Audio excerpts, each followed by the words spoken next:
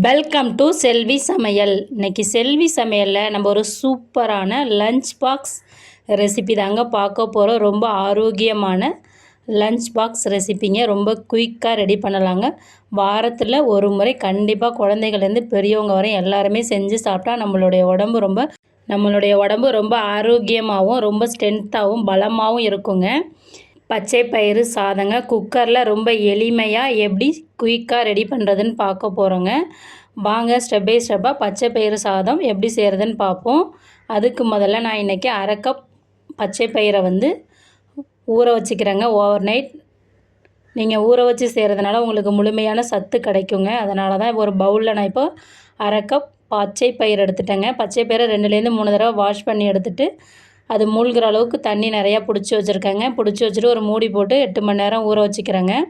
வாங்க இப்போ ஊறினதுக்கப்புறம் பார்க்கலாம். இப்போ பாருங்கள் 8 மணி நேரம் ஆகிடுச்சி. ஊறினதுக்கப்புறம் பயிரெல்லாம் ஊறி நிறையா வந்திருக்கு பாருங்கள். பச்சை பயிறு 1 கப் பொன்னி அரிசி தாங்க நான் எடுத்திருக்கேன். வீட்டில் நம்ம வடிக்கிறது யூஸ் பண்ணோம்னா அந்த அரிசியை 10 நிமிஷம் ஊற வச்சுருக்கேங்க.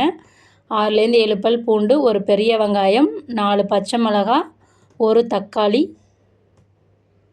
கடுகு அரை டீஸ்பூன், மஞ்சள் தூள் அரை டீஸ்பூன், பிரிஞ்சி இலை 1, அன்னாசிப்பூ 2, கிராம்பு 3, ஏலக்காய் 2, பட்டை ஒரு சிறிய துண்டுங்க, 1 ஸ்பூன் கொத்தமல்லி தூள், 1 ஸ்பூன் குழம்பு மிளகாய்த்தூள், கருவேப்பிலை இலைகள், பெருங்காயத்தூள் தேவையான அளவு. வாங்க இப்போ நம்ம சாதம் எப்படி செய்கிறதுன்னு பார்ப்போம். குக்கரில் அடுப்பு ஆன் பண்ணிவிட்டு குக்கர் வச்சுக்கிங்க.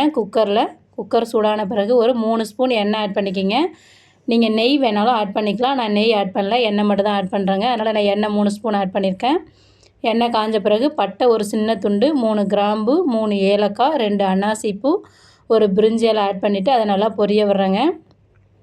அது நல்லா பொரியட்டும். பொரிஞ்ச பிறகு அரை டீஸ்பூன் கடுகு ஆட் பண்ணிக்கிங்க. கடுகு ஆட் பண்ணி கடுகையும் நல்லா பொரிய விடுங்க.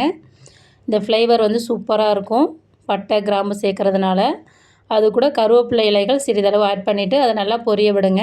இப்போ நமக்கு பட்டை, கிராம்பு, ஏலக்காய், அன்னாசிப்பூ, பிரிஞ்சி இலை, கருவேப்பிலை, கடுகு எல்லாமே நல்லா பொரிஞ்சு வந்துருச்சுங்க. பொரிஞ்ச பிறகு நம்ம வச்சுருக்க ஒரு 5 பல் பூண்டை ஆட் பண்ணிக்கலாம். 5 பச்சை மிளகாய் ஆட் பண்ணிக்கிறேங்க.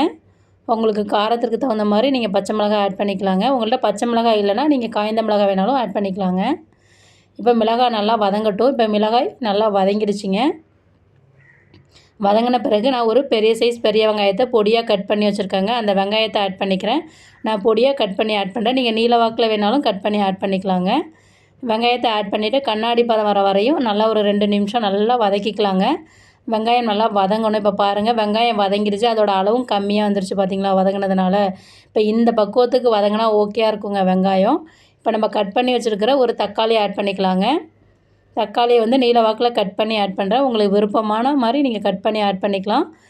இப்போ சாதத்துக்கு தேவையான மஞ்சத்தூள் சிறிதளவு ஆட் பண்ணிங்கன்னா தக்காளி சீக்கிரமாக நமக்கு வதங்கி வரும். அதனால் மஞ்சத்தூள் அரை டீஸ்பூன் ஆட் பண்ணிவிட்டு தக்காளி ஒரு 2 நிமிஷம் அடுப்பை சிம்மில் வச்சுட்டு நல்லா வதக்கிக்கலாங்க.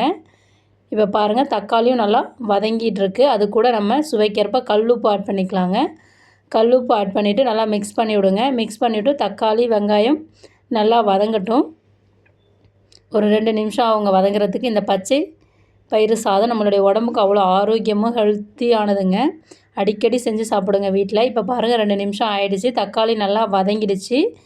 தக்காளி வெங்காயம் எல்லாமே நல்லா வதங்கிடுச்சு. வதங்கின பிறகு நம்ம ஊற வச்சுருக்கிற பச்சை பயிரை ஆட் பண்ணிக்கலாங்க. நான் அரை கப் பச்சை பயிரை 8 மணி நேரம் ஊற வச்சு ஆட் பண்ணிக்கிறேங்க.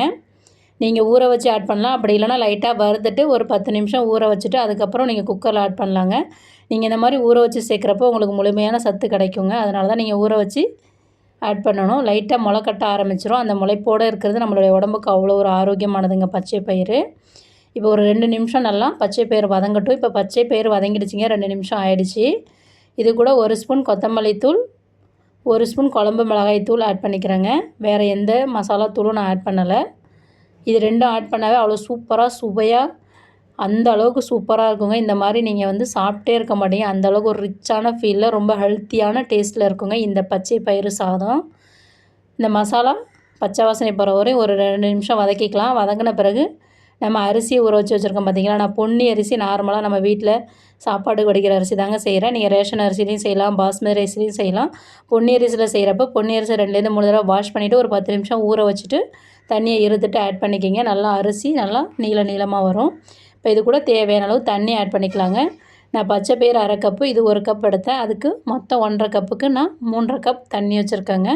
உங்களுடைய அரிசியை பொறுத்து தண்ணி அளவு மாறுபடும். இப்போ நல்லா மிக்ஸ் பண்ணிவிட்டு குக்கரை வந்து க்ளோஸ் பண்ணிக்கலாங்க. கேஸ்கட்டும் விசிலும் போட்டு க்ளோஸ் பண்ணிவிட்டு ஒரு 3 விசில் விட்டு எடுத்தோன்னா நமக்கு சூப்பரான சுவையான பச்சை பயிறு சாதம் வந்து தயாராகிடுங்க. ரொம்ப குயிக்காக எளிமையாக ரெடி பண்ணலாம். ரொம்ப ஹெல்த்தியான டிஷ்ங்க. இதுக்கு எந்த வித சைடிஷ்மே தேவையில்லைங்க. அந்த அளவுக்கு பக்காவான சுவையில் இருக்குங்க இந்த பச்சை பயிறு சாதம். ஒரு தடவை செஞ்சு சாப்பிட்டிங்கன்னா திரும்ப திரும்ப செஞ்சு சாப்பிட்டுட்டு இருப்பீங்கங்க. இப்போ 3 விசில் வந்துருச்சுங்க. ஏரை ரிலீஸ் பண்ணிடலாம். ஏரை ரிலீஸ் பண்ணிட்டு தான் குக்கரை ஓப்பன் பண்ணணும். இப்போ ஓப்பன் பண்ணிட்டேன் பாருங்கள், எவ்வளோ சூப்பராக வெந்து வந்திருக்கு பாருங்கள். நமக்கு பச்சை பயிறு சாதம், பச்சை பயிறு அரிசி எல்லாமே கரெக்டாக வெந்து வந்திருக்குங்க. நான் 3 விசில் விட்டேன். இப்போ நான் மிக்ஸ் பண்ணி காமிக்கிறேன் பாருங்கள். எவ்வளோ உதிரியாகவும் பொலப்பொலப்பாகவும் சூப்பராகவும் வந்திருக்குங்க. அதோட ஸ்மைல் வந்து பக்காவாக சூப்பராக இருக்குங்க. பச்சை பயிறு வந்து சாப்பிடாதவங்க, தோசை சாப்பிட்றவங்க அந்த மாதிரி இருக்கவங்க கூட இந்த மாதிரி பச்சை பயிறு சாதமாக செஞ்சு கொடுத்தீங்கன்னா ரொம்ப விரும்பி சாப்பிடுவாங்கங்க. இப்போ நல்லா மிக்ஸ் பண்ணி விட்றேன். மிக்ஸ் பண்ணி விட்டுட்டு நமக்கு சூப்பரான சுவையான பச்சை பயிறு சாதம் வந்து தயாராகிடுச்சிங்க. நீங்களும் இதே மாதிரி உங்கள் வீட்டில் செஞ்சு சாப்பிட்டு பார்த்துட்டு எப்படி இருந்ததுன்னு சொல்லுங்கள். நம்ம சேனலை லைக் பண்ணுங்கள், ஷேர் பண்ணுங்கள், சப்ஸ்கிரைப் பண்ணுங்கள், கமெண்ட் பண்ணுங்கள். Thank you very much. நெக்ஸ்ட் வீடியோவில் பார்ப்போம்.